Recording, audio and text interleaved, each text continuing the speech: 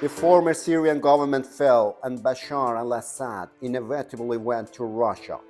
The armed group, which has not yet been removed from the terrorist list, has ruled over the capital of Syria while it has lost almost all of the country's military and defense infrastructure, not in the civil war, but with Israeli airstrikes. The successive attacks of the Zionists on the weakened Syrian territory showed that the problem of Israel was not Bashar al-Assad.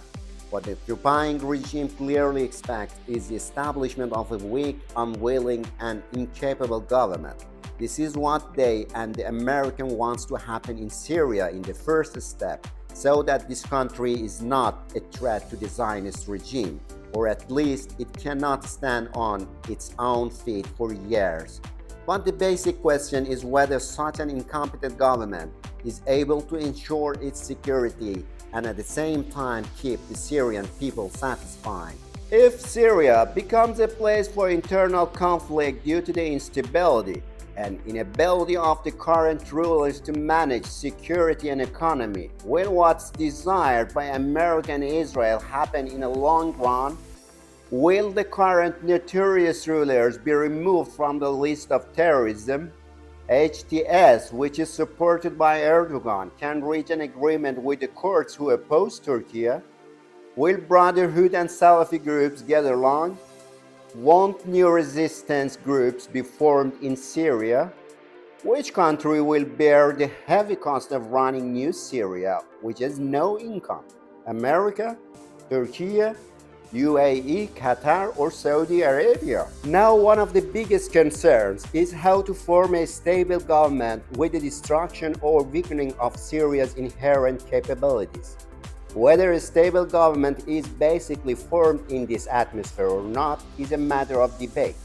Another issue is that in order to secure the interests of the main players in Syria, is it more profitable to establish a stable and secure government or to continue chaos and instability? Another issue that can be addressed is how the new Syria interacts with the countries of the axis of resistance, especially Iran.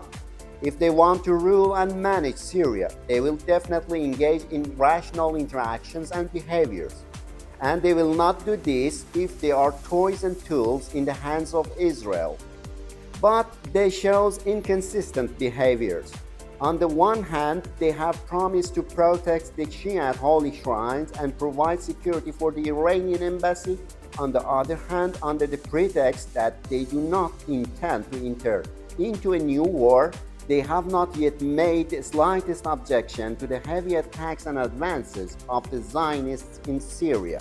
Giuliani and his colleagues may think that by remaining silent about Israel's crimes, they can gain the approval of the United States and with the help of Washington be recognized by the international community and removed from the list of terrorism.